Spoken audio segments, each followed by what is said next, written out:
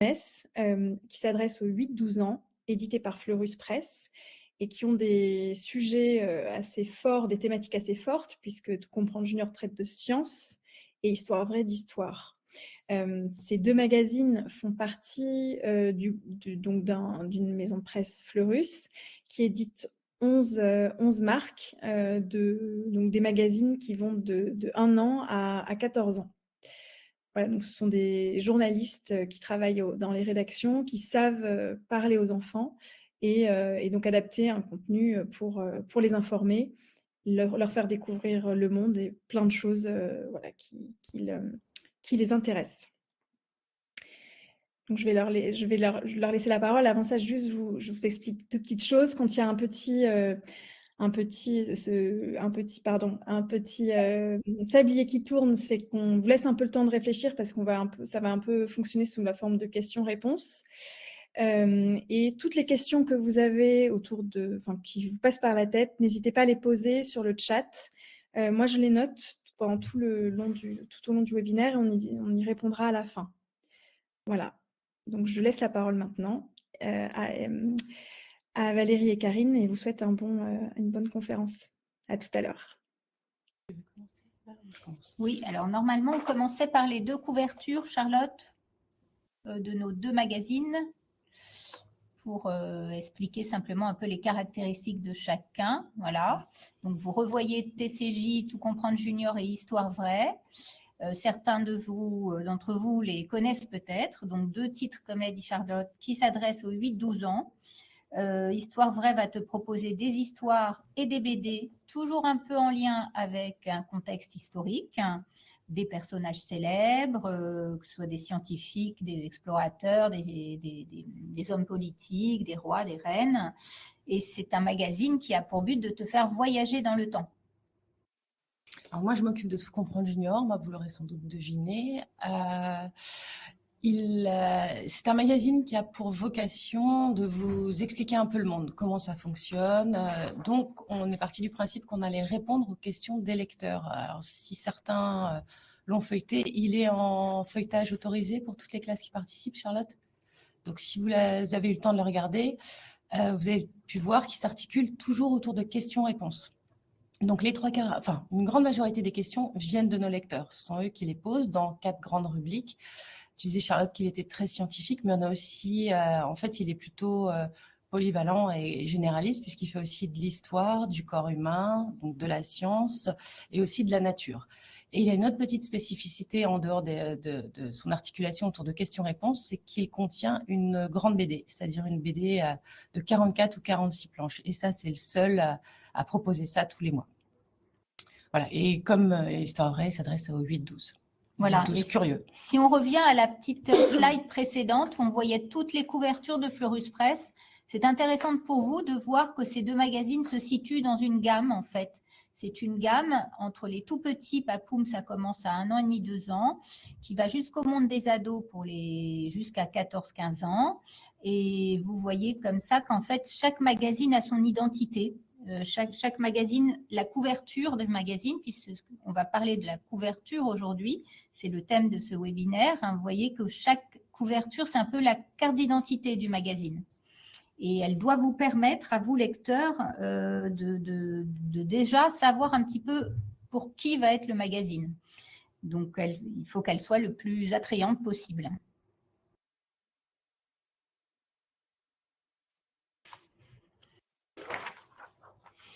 Donc, avant de commencer vraiment par la couve, on voulait prendre quelques minutes pour vous expliquer un petit peu ce que sont les mots de la presse. Alors, si certains ont peut-être déjà assisté à ça au cours d'autres semaines de la presse à l'école, on a un vocabulaire très particulier dans la presse, c'est-à-dire qu'on utilise des mots pour définir des choses précises. Si tu peux montrer... Bon, ça, comme on vous l'a dit, ça s'appelle la couverture, mais à la limite, ou la une, ça a 2 points. Ça a 2 noms, pardon. Après, donc on a tout un tas de vocabulaire, c'est ce que je disais, à noter, à La- commencer La par… une, on l'appelle aussi la une parce que c'est un cahier de 4 pages. Donc, il y a la une, la deuxième de couverture, la troisième de couverture et la quatrième de couverture. Ce qui représente en fait toute l'enveloppe de votre magazine. Quand vous le prenez, les 4 premières pages, en fait la première, la deuxième, la troisième, les quatrièmes font vraiment le corps, enfin la protection du magazine, Oui. on va dire. Donc une coquille, ça c'est généralement ce que vous chassez aussi quand vous rendez des textes, c'est les fautes. Mais au lieu de dire une faute, nous on dit une coquille parce que c'est pas forcément une faute d'orthographe. Ça peut aussi être un espace en trop, une virgule mal placée, tout en fait, ce qui vient un peu perturber l'orthographe ou la compréhension du magazine. Donc là, il n'y en avait pas, en fait, on l'a rayé sur cette page-là pour vous montrer un peu ce que c'était, mais généralement, on fait la chasse aux coquilles dans les magazines, et le principe, c'est qu'il ne doit pas en rester une seule avant que vous l'ayez entre les mains. Mais il peut arriver qu'il en reste. Oui, Ça arrive, mais c'est très rare. Alors voilà le chemin de fer. Donc le chemin de fer, autre mot important pour nous et autre outil très important puisque ça va nous permettre de voir le magazine à plat. Vous voyez là, vous avez les 68 pages du magazine Histoire Vraie. Et grâce à ce chemin de fer, eh bien, on va avancer sur des rails, comme un train. En fait, donc la locomotive, c'est un peu la couverture. Et ensuite, vous avez les wagons qui suivent. Les wagons, ce sont les différentes rubriques du magazine. Donc, cet outil est très précieux parce qu'il nous permet de repérer l'avancement de chaque rubrique et puis aussi de se rendre compte si on a une page blanche, si on a 2 pages côte à côte qui ne vont pas bien du tout ensemble, si on a 2 pages de publicité trop près l'une de l'autre. Voilà, c'est un outil indispensable. Et d'ailleurs, si vous faites un jour votre petit journal du lycée, du collège plutôt, ou de l'école, vous aurez besoin de faire un chemin de fer, ça vous guidera beaucoup. En fait, vous pouvez y faire des petits croquis, des petits brouillons de l'article et ça vous aidera à ne surtout pas oublier une page. Et voilà. Là, vous le voyez plein, en fait, le chemin de fer tel qu'il est là, il est quasiment fini. C'est-à-dire toutes les pages sont remplies. Bien évidemment, quand on débute un magazine, il est vide. Vous voyez juste les petits traits colorés en dessous, les petits bandeaux qui nous permettent de savoir ce qu'il va y avoir à chaque fois dans telle page. C'est-à-dire le grand récit, les jeux, les choses comme ça. Chaque rubrique du magazine a sa couleur. Donc, il faut l'imaginer complètement blanc et que c'est juste ces petites taches de couleur et dessus et dans la page blanche indiquer le thème du dossier, le thème des jeux ou des choses comme ça, si c'est une pub, si c'est une autopromo. Là, il est vraiment fini. Alors, c'est vrai que la couverture, on commence déjà à y réfléchir un peu avant que le chemin de fer soit rempli, heureusement. Mais souvent, le chemin de fer va nous aider puisqu'on voit tout de suite quelle est la rubrique qui va être la plus importante du journal, le gros dossier, le grand roman. Et ça nous aide aussi pour concevoir une couverture. Un ours. Alors, l'ours, non, c'est pas un mammifère en fait. C'est un terme emprunté à l'anglais qui signifie nous autres. Nous. Ours. Et c'est vous le verrez dans tous les magazines français que vous pourrez avoir entre les mains. C'est une obligation.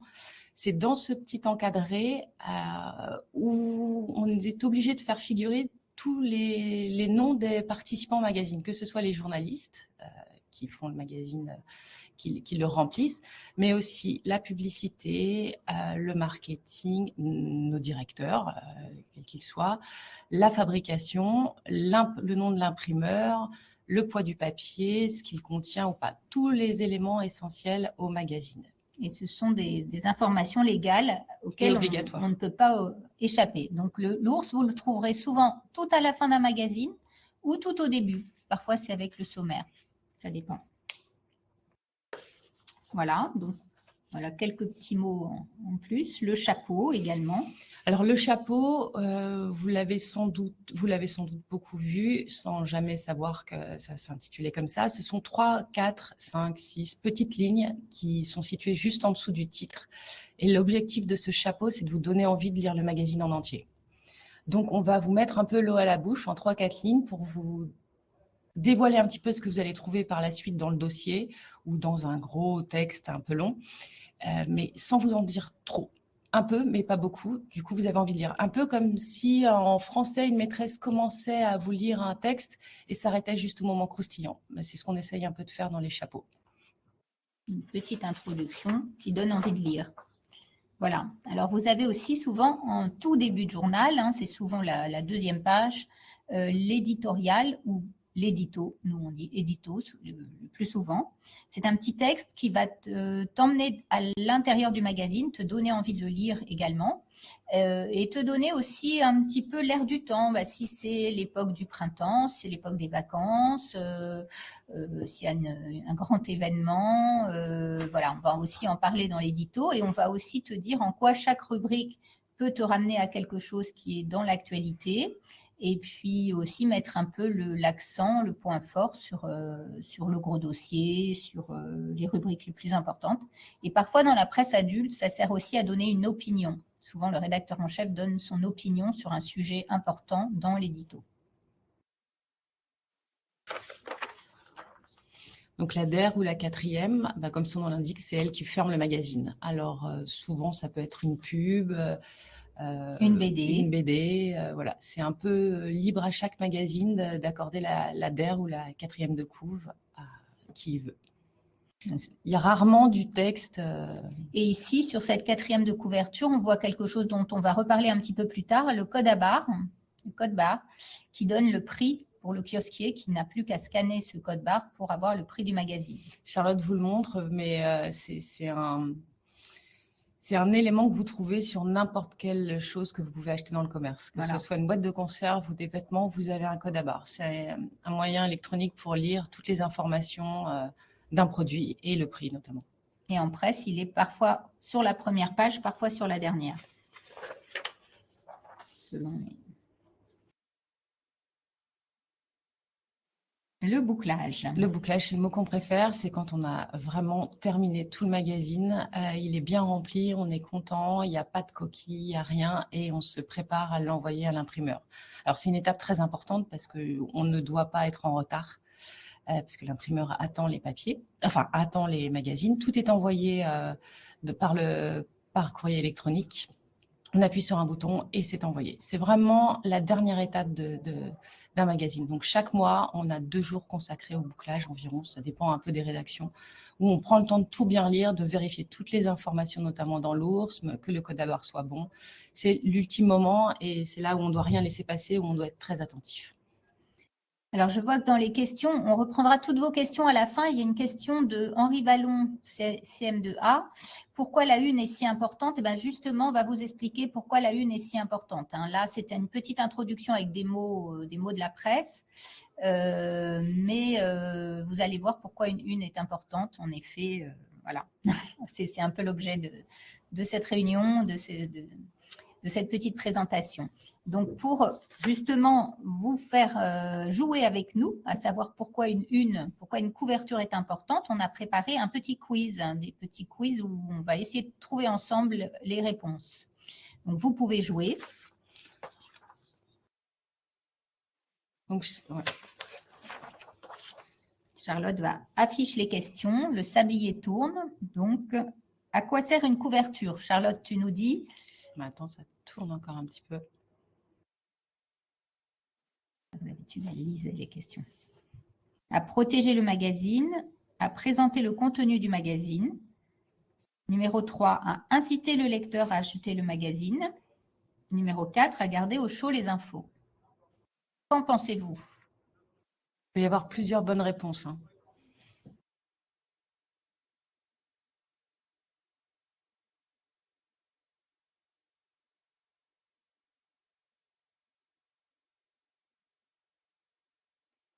Les élèves veulent savoir depuis quand les magazines existent. Il faut plein de bonnes réponses. Oui, il peut y avoir plusieurs bonnes réponses, évidemment. Il y en a plusieurs. Il y a une école qui nous a posé la question depuis quand existe le magazine. On profite que le sablier tourne. TCJ existe depuis septembre 2012, si je ne dis pas d'erreur. Et toi? Depuis 1993. Donc, Histoire Vraie, c'est un très ancien magazine. Alors, en effet, la première réponse à protéger le magazine, c'était une évidence, c'est-à-dire qu'il faut un papier un peu plus solide. Ça, vous l'avez sans doute aussi constaté. Quand vous prenez un magazine en main, généralement, les quatre pages, le cahier de couve, la première, la deuxième, la troisième et le quatrième, sont un peu plus épais. Ça permet de protéger ce qu'il y a à l'intérieur. Oui, en fait, on a parfois des magazines qui sont en dos carré collé, comme Histoire Vraie. C'est un dos un peu plus costaud. Les pages sont collées, donc ça vous permet de les collectionner, de les emporter dans votre sac à dos, de les garder comme des livres, puisqu'il y a un roman à l'intérieur. Et TCJ, lui, il est en dos piqué, donc agrafé. Pour faire la distinction, si au milieu de votre magazine, vous avez une agrafe, c'est que c'est un dos collé. Et s'il n'y a pas d'agrafe et si les pages s'empilent bien à l'intérieur, enfin, c'est pas s'empiler, je ne trouve pas le terme, sont collées, c'est un dos carré. Voilà, mais ça, c'est la première fonction. En effet, c'est déjà pour protéger un magazine. Et ensuite, évidemment, à présenter le contenu du magazine.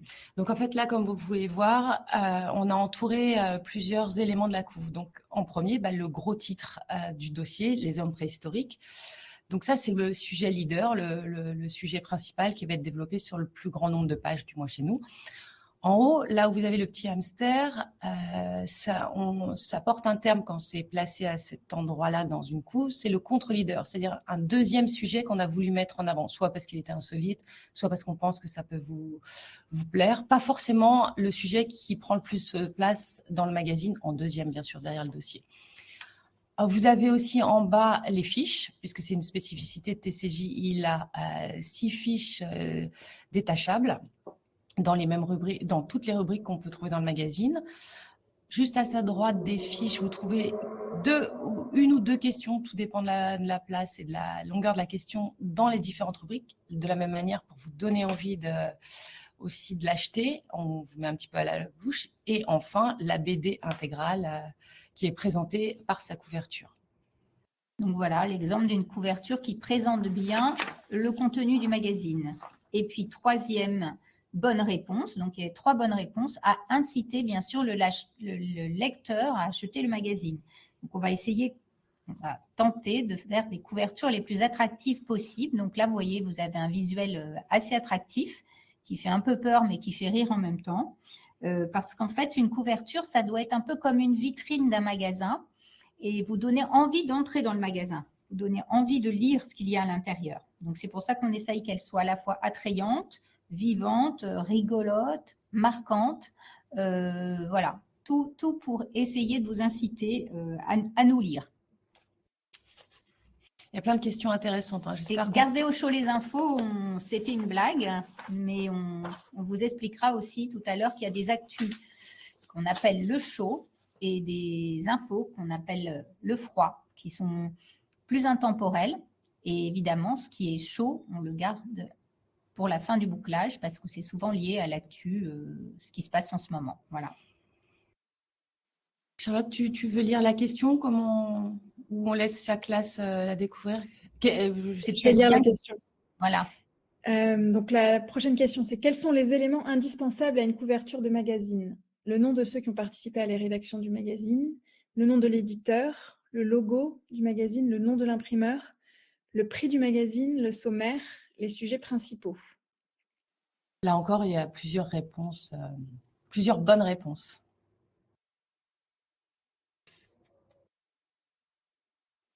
Vous pouvez voter.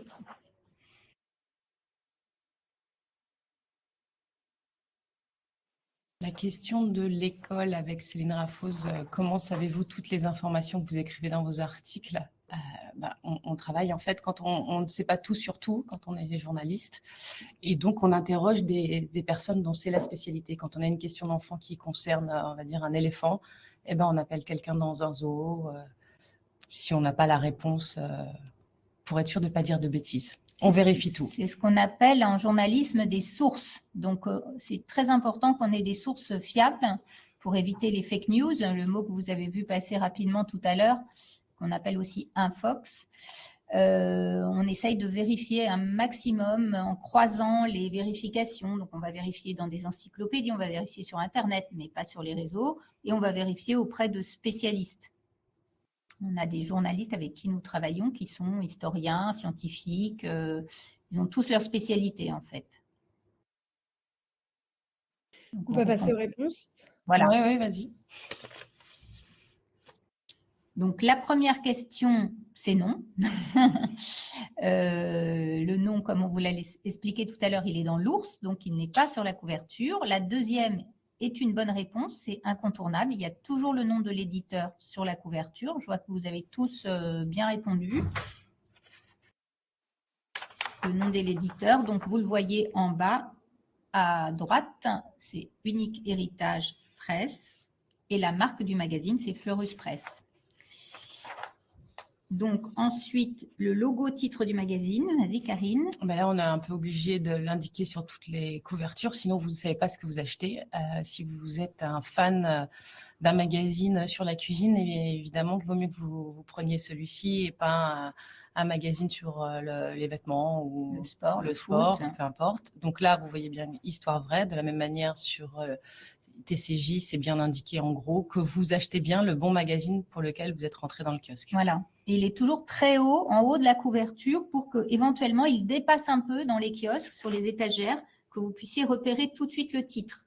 Le titre ou le logo, c'est vraiment ce qui va vous aider à distinguer « Ah, c'est celui-là que je veux, c'est mon magazine, ou c'est le magazine que je connais », pour le repérer. Donc, le titre doit vraiment avoir doit se repérer très facilement. Le prix, c'est une évidence. Pour pas avoir de surprise, il faut savoir un peu avant d'arriver en caisse combien ça va vous coûter. Donc, c'est une mention obligatoire. De la même manière, tous vos magazines vont avoir un prix. Donc, on le trouve sur la ligne de prix et on le trouve aussi grâce au code barre. La ligne de prix est toute petite en bas. Et encore une fois, les sujets principaux, comme on vous l'a expliqué avant pour le contenu, ils sont essentiels. Ils sont indispensables à la couverture d'un magazine. Si on vous mettait une page blanche avec juste Histoire vraie, le logo, le prix, je pense que vous seriez moins incité de l'acheter, voire pas du tout.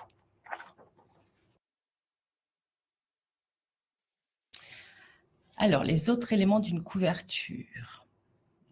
Vous pouvez voir qu'il y a d'autres petits éléments si vous avez un peu regardé. Tout en haut, vous avez la tranche d'âge, l'âge du lectorat. Donc, pour nous, en presse jeunesse, c'est très, très important parce que là, ça va vous permettre de voir tout de suite si le magazine est destiné à votre âge, plus ou moins, en fait.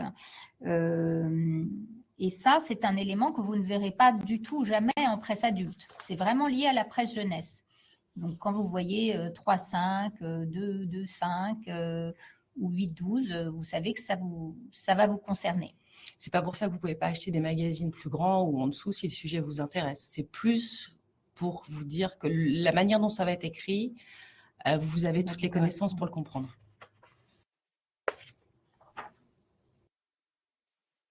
Alors là, c'est la date de parution. C'est pour être sûr que vous achetez le dernier magazine. En fait, c'est de la même manière, c'est une mention obligatoire. Donc, c'est janvier, février, mars. C'est obligatoire. On ne va pas vous vendre un magazine qui date de août 2023 en février. Ou alors, ça serait pas très autorisé et pas très loyal, on va dire. Donc, on précise la date. Et puis, en plus, si vous voulez les archiver, les ranger dans l'ordre, c'est quand même bien pratique. Voilà. Et puis, en plus, tous nos magazines vont aux archives nationales. Donc, c'est des magazines qui sont archivés, c'est légal. Donc, pour pouvoir être archivé à la Bibliothèque nationale, aux archives, il faut le numéro et la date. C'est absolument obligatoire. Donc, si vous faites un petit magazine, pensez bien à mettre une date et un numéro.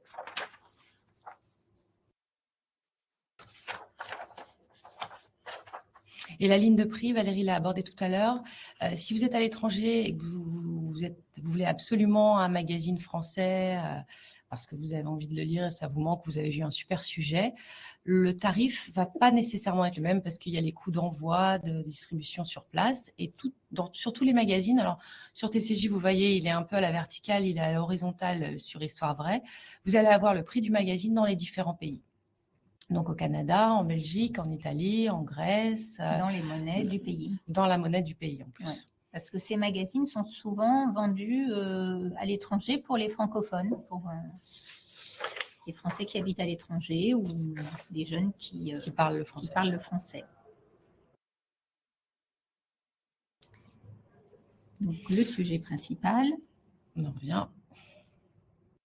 Donc oui, de la même manière, un élément indispensable, c'est de mettre le sujet principal en une.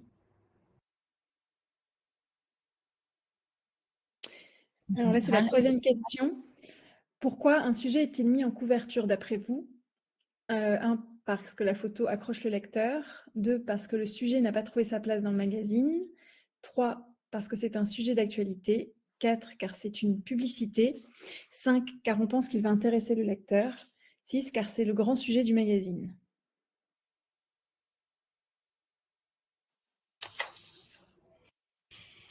Je reviens sur la question, comment faites-vous pour que les pages tiennent sans les agrafer? Elles sont collées.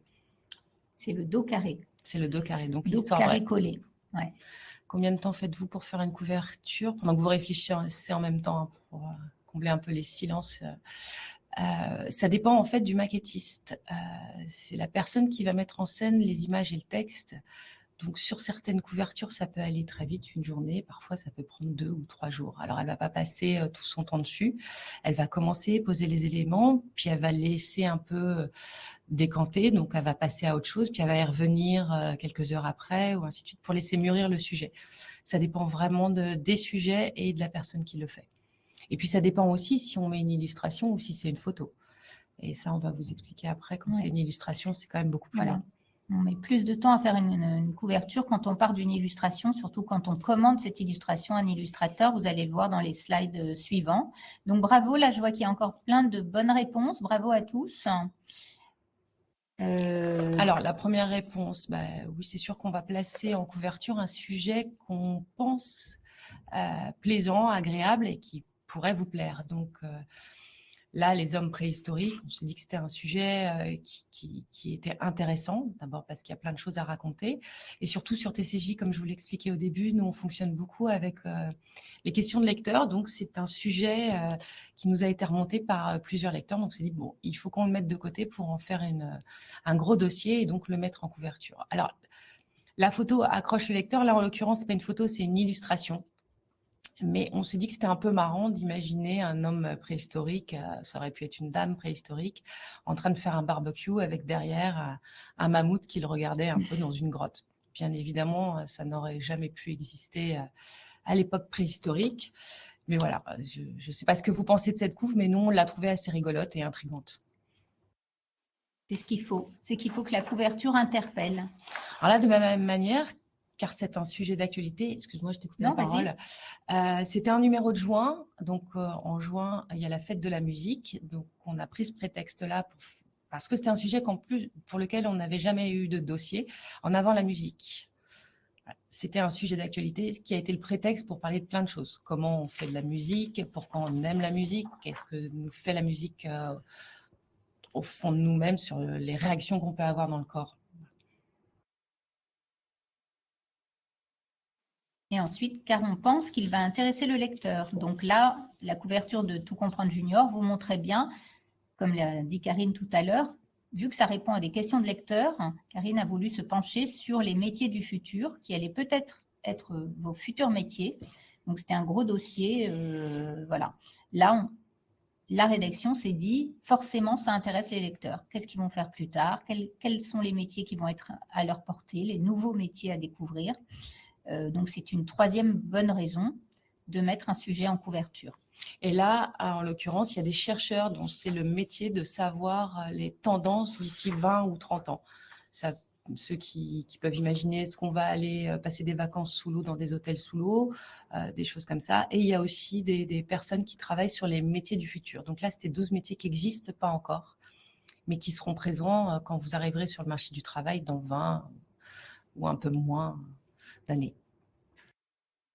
Et enfin, car c'est le grand sujet du magazine, donc là on le voit dans Histoire vraie, c'est très souvent le grand roman qui fait une vingtaine de pages ou 20-25 pages qui va être mis en couverture. Et puis là, c'était des Vikings à Paris, donc c'était quand même une info assez étonnante puisqu'on ne sait pas toujours que les Vikings sont venus à Paris à un certain temps, à une certaine époque. Et c'était le choix de mettre le grand roman en couverture. Parfois, ça peut être aussi le personnage célèbre ou la bande dessinée. Là, on avait fait le choix des Vikings, donc grand sujet du magazine. Voilà, toutes ces réponses étaient bonnes, 1, 3, 5 et 6.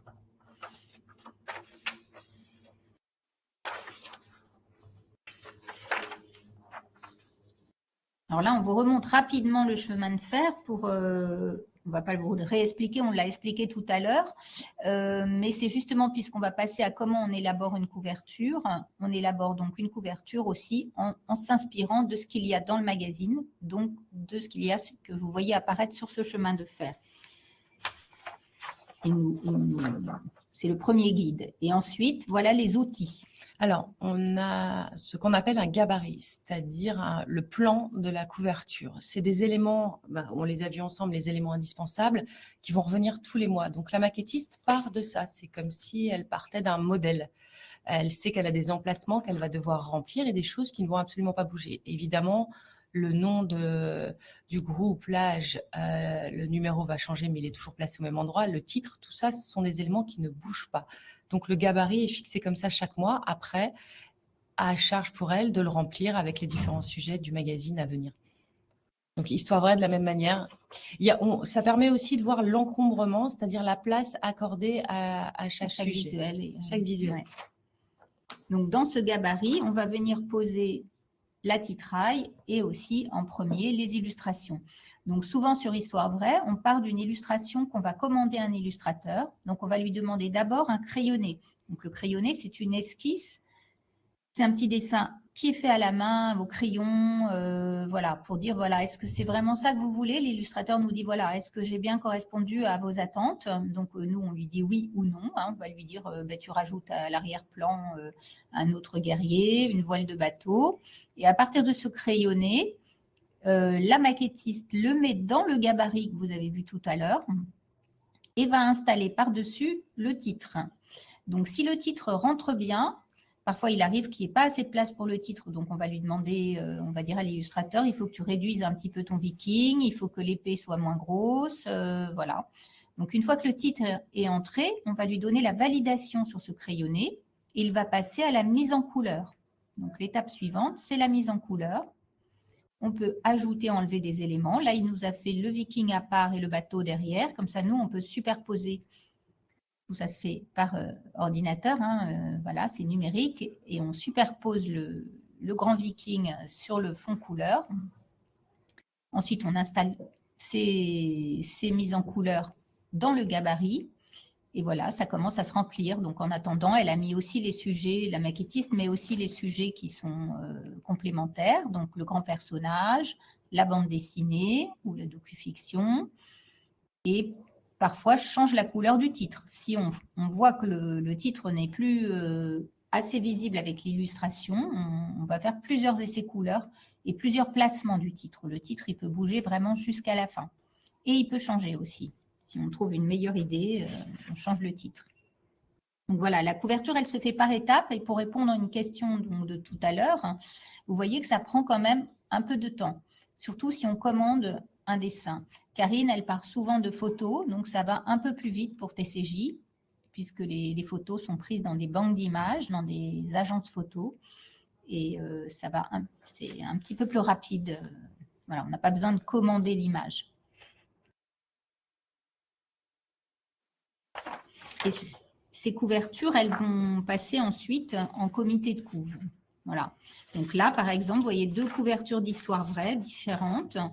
Et le comité de couverture, qui est composé de la directrice des rédactions, de l'équipe commerciale et de nous-mêmes, et du directeur artistique, va dire, ben non, en fait, ce que vous aviez proposé en crayonné, finalement, nous, on trouve que ce n'est pas assez grand public, que ce n'est pas assez connu. Donc là, c'est une couverture qu'on a fait l'année dernière, où en effet, on a choisi finalement de mettre Jeanne, la femme pirate, en couverture et pas la chanteuse Nina Simone. bien que la grande histoire de la chanteuse Nina Simone se retrouve à l'intérieur du magazine. Donc, elle a été positionnée en haut. Et on a choisi de mettre en couverture la femme pirate avec un fond de mer et d'aventure, parce que justement, c'était un numéro qui sortait pendant les vacances de Pâques. Donc, on s'est dit, en fait, les enfants, ça les fera peut-être plus rêver d'avoir une femme pirate qu'une femme chanteuse. Mais ça, c'est un parti pris, c'est un choix. C'est un pari, en fait. C'est un pari, voilà. On se pose souvent la question de savoir quel sujet on met fait en plusieurs cours, essais. Voilà. Parce que nous, s'ils sont dans le magazine, c'est qu'on les trouve intéressants, pertinents et qu'on suppose que ça peut vous plaire, ou du moins que vous allez y trouver des informations que vous cherchiez ou qui pourraient vous intéresser. La couve, il ne faut pas trop se rater. Donc, on essaie de trouver toujours le sujet le plus insolite ou le plus grand public. Le plus grand public, oui. Ce qui va plaire à la fois aux petits de la tranche d'âge, les 8-9 ans, et aussi aux 11-12 ans. Voilà, parce que parfois, vous n'avez pas toujours les mêmes goûts. Et là, on s'est dit, une histoire de femme pirate, ça va plaire à toute la tranche d'âge. Donc, voilà les choix qu'on est amené à faire aussi. On tient compte de vos goûts supposés, parfois de vos programmes scolaires également. Il arrive qu'on choisisse nos sujets parce qu'on sait qu'ils sont dans vos programmes scolaires et que ça va vous intéresser. Donc, tout ça, ça participe au choix du sujet en couverture.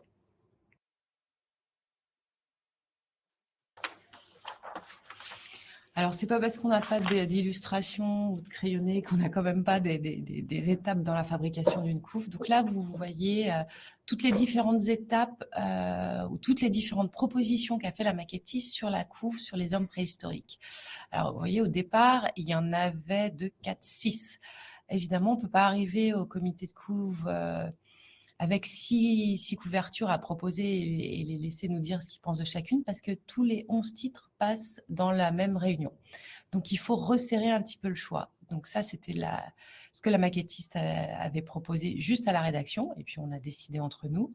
Et je crois que l'étape d'après, Charlotte, il y a que celles avec lesquelles on est arrivé au comité. Voilà, c'est pareil, tu peux continuer. C'est un autre sujet, exemple. Mais voilà. Donc ça, c'était la couverture sur les Égyptiens, une très récente. Pareil, on était parti de 6 au départ et puis on est arrivé au comité de couve avec 3. Donc, je vais vous proposer de faire un peu le directeur artistique d'un comité de couve hypothétique, et c'est vous. Donc, laquelle vous auriez choisi, la 1, la 2 ou la 3 ? Même si je triche, elle est derrière nous, affichée, celle qui a été choisie. Regardez pas derrière nous. Ne regardez pas.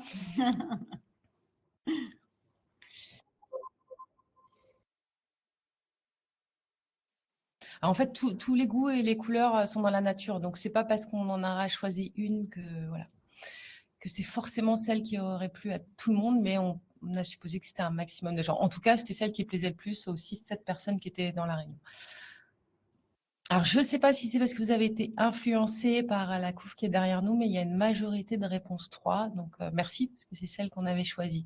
Alors, pourquoi ? Parce que déjà, c'était une vraie photo, c'est-à-dire d'un masque de pharaon existant, alors que les autres, on était plus dans une illustration, même si c'est quand même une statue en bois, donc quelque chose de réel.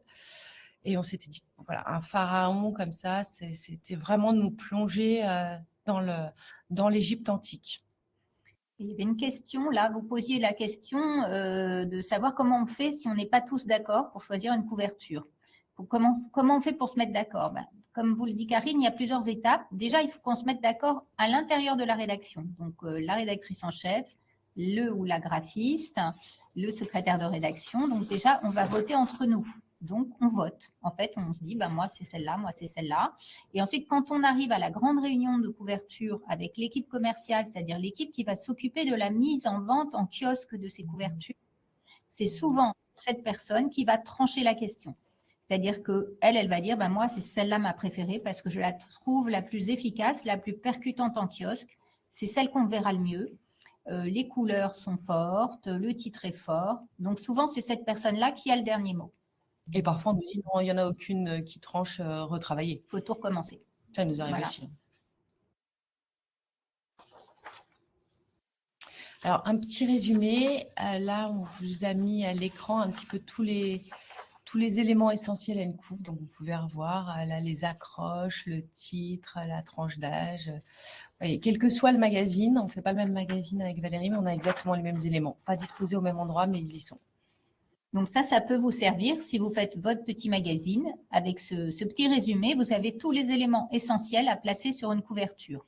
Il y a une question peut-être pour toi, Charlotte. Aura-t-on Oui, tous les éléments oui. par mail? On vous enverra tout un dossier avec la présentation et des éléments en plus des magazines à feuilleter éventuellement. Donc oui, pas de souci. Vous l'aurez, ce sera envoyé par le Clémy à la suite de ce webinaire. Et Donc, comme ça, avant de passer aux questions, qu'on va essayer de répondre à quelques questions que vous nous avez posées, on avait un petit jeu. Avez-vous tout compris? Donc, par exemple, que manque-t-il sur cette couverture? Ah, c'est très facile. Vous pouvez voter, même s'il n'y a pas le sablier, vous pouvez voter et nous répondre. Le logo, le titre, voilà. Bravo, c'était simple, mais en effet, on n'a ni le titre, ni ce qu'on peut appeler le logo. Donc, il manque vraiment quelque chose de très important. Ça ne peut pas du tout partir comme ça en impression. on ne sait pas quel est le magazine. Voilà. Voilà. Alors, on en a une autre. Qu'est-ce qui cloche sur cette couverture? Qu'est-ce qui ne va pas sur cette couverture, à votre avis?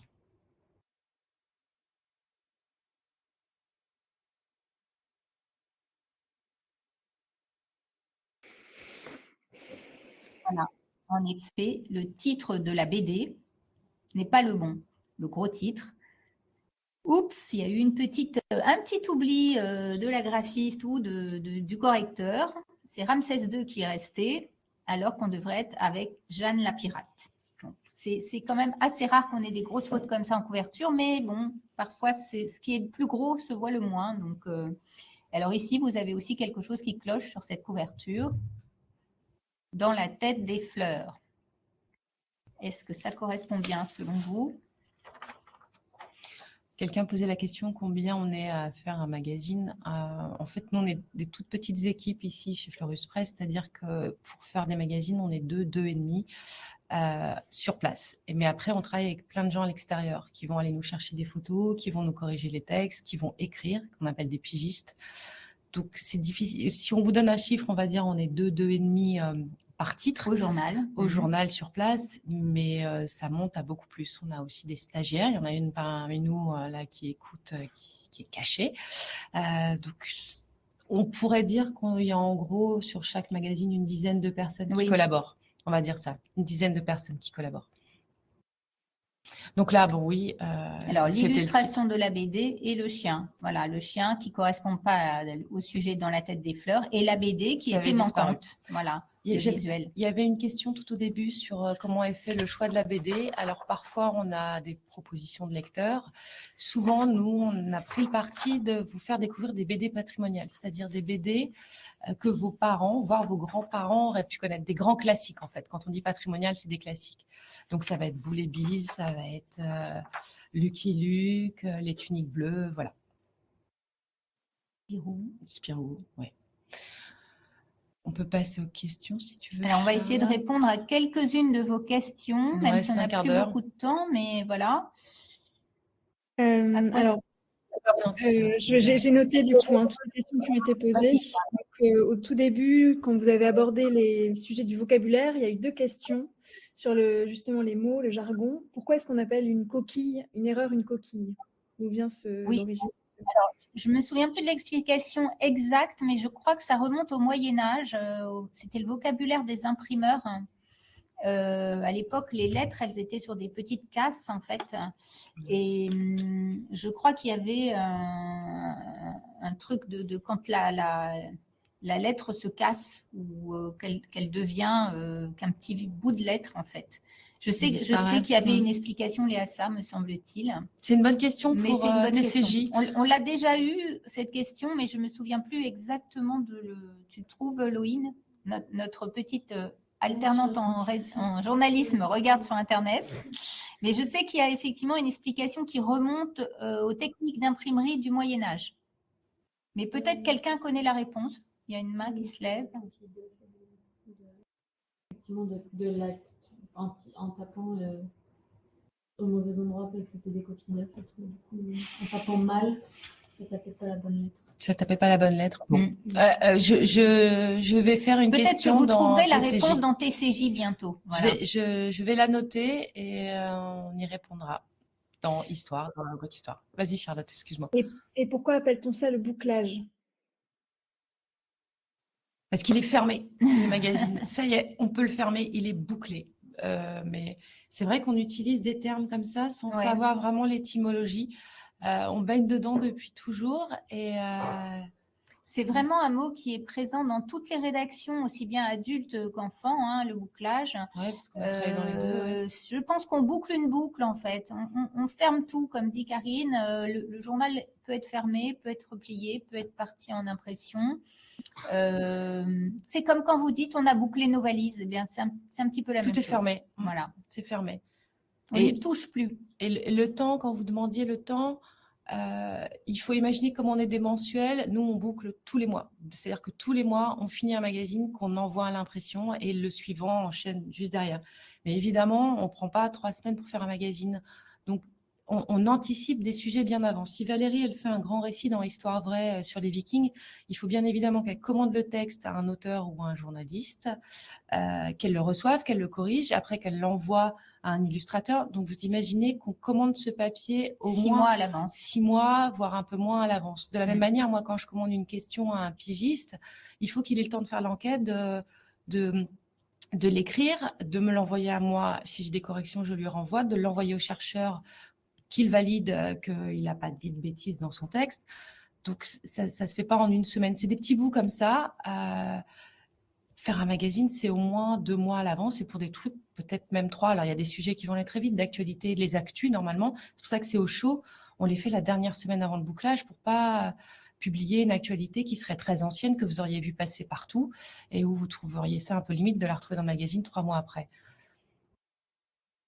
On est un peu long à répondre. Tu parlais de pigiste. Il y a quelqu'un qui demande juste qu'est-ce que c'est qu'un pigiste. C'est un journaliste qui n'est pas intégré à la rédaction. C'est-à-dire qu'il fait partie de la rédaction. Nous, on le considère comme vraiment quelqu'un faisant partie de l'équipe, mais il n'est pas sur place. Il travaille de chez lui. Il peut passer à la rédaction quand on fait des réunions, qu'on a envie de voir avec lui un gros sujet. C'est toujours mieux d'être en face et ainsi de suite, puis de passer un peu de temps ensemble pour lui donner de la doc ou voir ensemble des photos, comment on organise le papier. Mais le principe du pigiste, c'est qu'il ne travaille pas sur place, ce qui lui permet de travailler pour plein de supports. Il travaille à la pige, donc il est payé par papier. Il est payé, il n'a pas un salaire mensuel comme nous. En fait, il est payé pour l'article qu'il a écrit. Donc, ça s'appelle payer à la pige. Et cette personne, en effet, va pouvoir travailler dans plein de magazines, jeunesse ou pas jeunesse, ou autre. Il est indépendant. Il est indépendant. Et alors, quand on dit la pige, donc c'est ça, et il est payé au signe, avant que vous posiez la question, c'est-à-dire qu'on a au nombre de signes. On a une règle chez nous qui est un tarif appliqué au feuillet. Alors, ça rentre un peu dans les détails. Un signe, c'est une lettre, une virgule, un espace, tout ça. Alors, imaginez que le forfait, il part de 1500 signes. C'est à peu près un peu plus d'une demi-page, un peu plus ça dépend après du nombre de corps. Feuillet, ouais. Oui, c'est un feuillet. Donc, un feuillet, 1500 signes. Et là, il y a un tarif en fonction des rédactions pour 1500 signes. Donc, s'il rend un papier qui fait moins, il est payé un peu moins que le feuillet. C'est rapporté au nombre de signes. S'il fait un gros dossier qui est très grand avec plein de feuillets, voilà, sa pige augmente. C'est environ entre 70 et 85 € le feuillet, mais ça varie selon les magazines. En moyenne. J'ai regardé en fait en France, le tarif de la pige varie de 65 €, donc pour 1500 signes, jusqu'à à peu près 150. Alors, ça dépend des supports. Les supports, ça dépend des magazines. Et il y avait pas mal de questions autour de l'inspiration. Comment trouvez-vous l'inspiration des thèmes principaux, l'idée des noms, des magazines, d'où viennent en fait les choix éditoriaux dans vos numéros et même par magazine? Pour Histoire vraie, en tout cas, ça a commencé au départ, l'aventure d'Histoire vraie. La rédactrice en chef qui l'a créée voulait donner à lire aux enfants des histoires inspirantes, c'est-à-dire des histoires vraies de grands personnages, d'auteurs, de scientifiques, de peintres, de comédiens qui avaient eu une vie extraordinaire. Donc, en fait, voulait faire lire aux enfants des vies passionnantes. Donc, c'est pour ça que ça s'est appelé Histoire vraie. Donc, ça a un petit peu évolué parce qu'on tourne un petit peu maintenant un peu plus autour de personnages historiques. Hein. Mais l'inspiration, on la trouve aussi dans vos programmes scolaires. C'est-à-dire que les personnages historiques dont vous parlez à l'école, eh ben, on va essayer de nous aussi d'en parler pour vous donner, par exemple, aussi du matériel pour faire des exposés, pour enrichir votre communauté sur ce thème. Et puis aussi, ce sont des sujets qu'on nous propose. Justement, les pigistes vont nous proposer des sujets parce qu'ils voyagent, ils ont beaucoup de sources d'inspiration. Donc, ils vont nous dire, ah tiens, moi j'ai envie de faire un sujet sur telle personne, tel sujet, en fonction de leur spécialité. Et puis, il faut que ça nous plaise à nous aussi, je dirais, au début. Il faut qu'on soit séduite, être journaliste, c'est aussi être curieux. Et donc, quand un sujet nous interpelle et nous intrigue, eh ben, on va avoir envie de le transmettre aux enfants. Alors sur TCJ, c'était un petit peu différent. L'histoire de TCJ, c'est qu'au départ, on avait un magazine dont je me suis occupée aussi longtemps, qui s'appelait Comment ça marche, qui était ce qu'on appelle une licence d'un magazine anglais qui s'appelle en anglais How It Works. Et en fait, on s'est dit que c'était bien parce que ce magazine-là décryptait le monde, expliquait dans tout plein de domaines, de le mettre à niveau d'enfant, c'est-à-dire d'en créer un où on vous expliquerait tous les grands phénomènes de la société, du monde, ou les grands événements historiques sous forme de questions-réponses, et pour les 8-12 ans, parce qu'on avait fait le constat qu'en fait, on pouvait parler de tout à des enfants, simplement, même de gros sujets très compliqués. Donc voilà comment est né Tout comprendre junior. Et puis, les sujets, comme je le disais dès le départ, on reçoit énormément de courriers parce que dans le magazine, il y a un petit coupon réponse ou aussi sur le site internet. Hein, vous pouvez vous y rendre pour poser des questions. Donc là, on nourrit le magazine tous les mois avec les questions que vous pouvez envoyer. Alors évidemment, parfois, ça peut être frustrant d'envoyer sa question et de ne pas avoir la réponse tout de suite.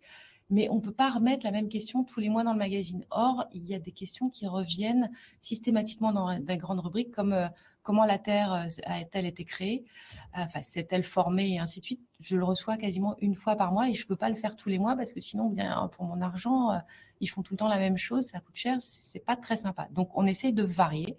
Et puis, comme dit Valérie, il y a l'ère du temps, il y a les grands événements.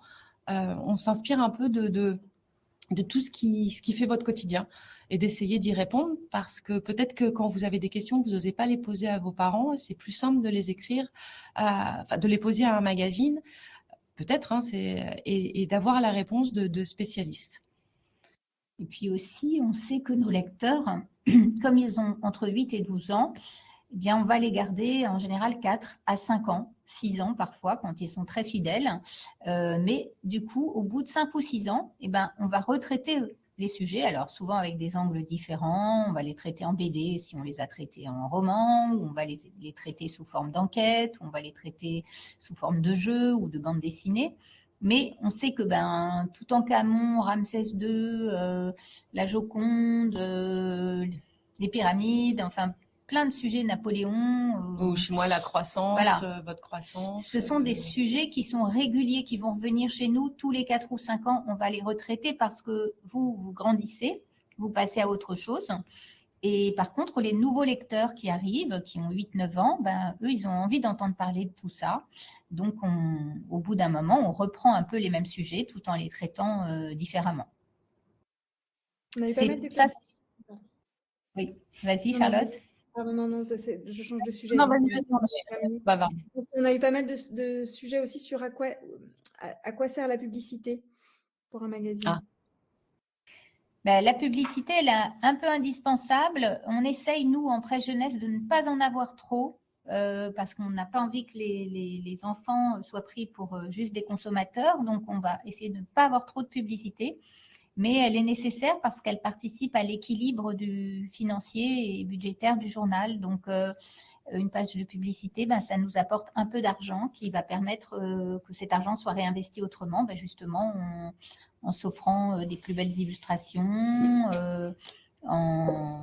Ça va compenser des coûts qui sont toujours en augmentation ces derniers temps, hein, puisque l'électricité augmente, le papier augmente. Donc, nous, on essaye de ne pas vendre le magazine plus cher, mais c'est vrai que la publicité, justement, permet d'équilibrer nos budgets.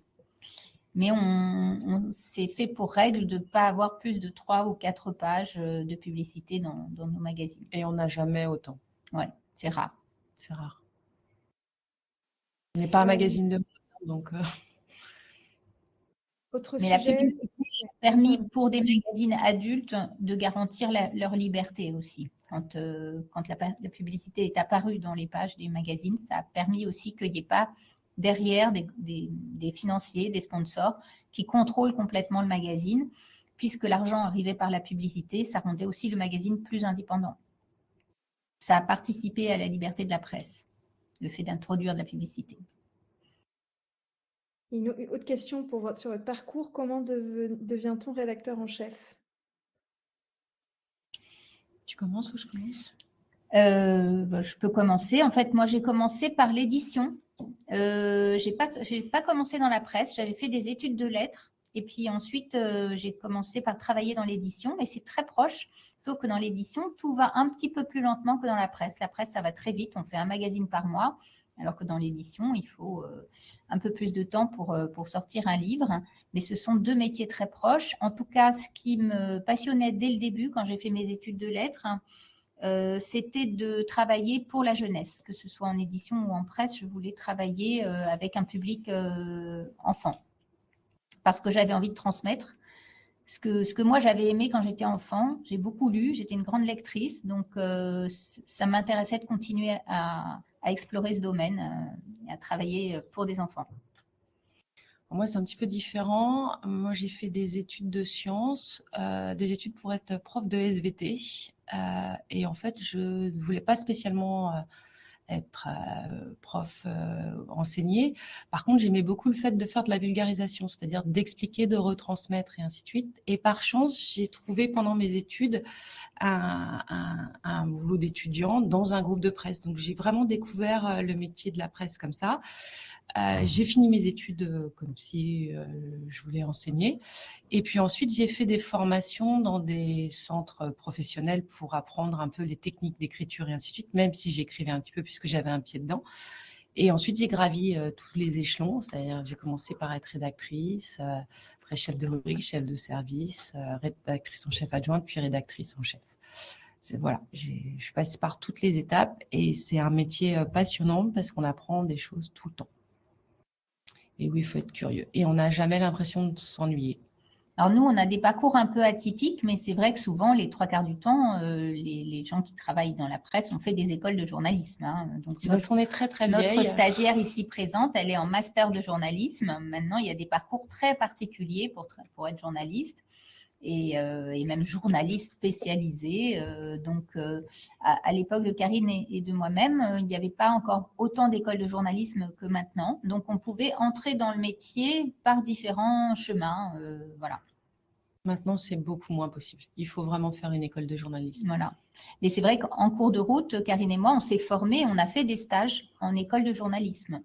C'est-à-dire qu'on a régulièrement été suivre des cours dans des écoles de journalisme pour se perfectionner. Et moi, j'ai pendant très très longtemps été pigiste, donc je travaillais pour 4 ou 5 magazines différents, notamment des magazines. Je travaillais pour des magazines jeunesse, mais je travaillais également pour des magazines grand public comme Ça m'intéresse ou Science et Vie ou Terre sauvage.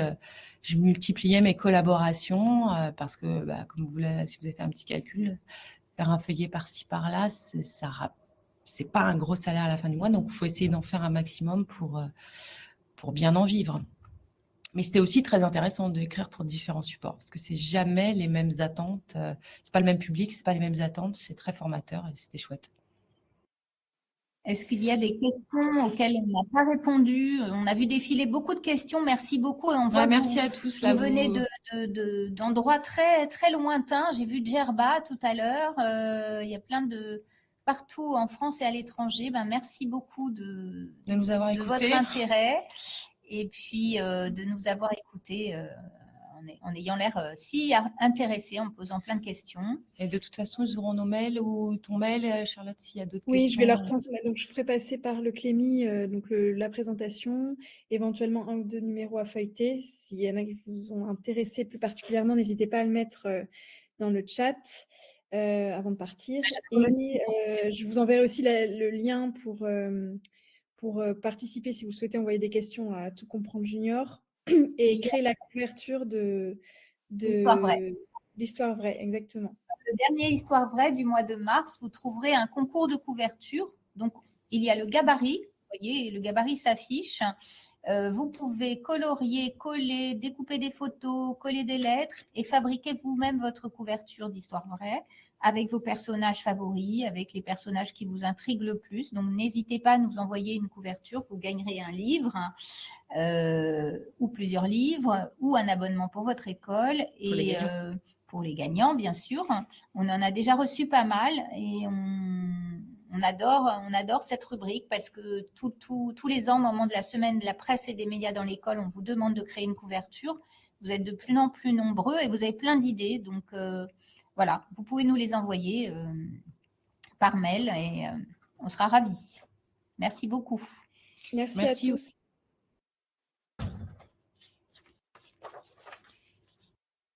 Au revoir à tous. Merci. Au revoir, bonne fin de journée.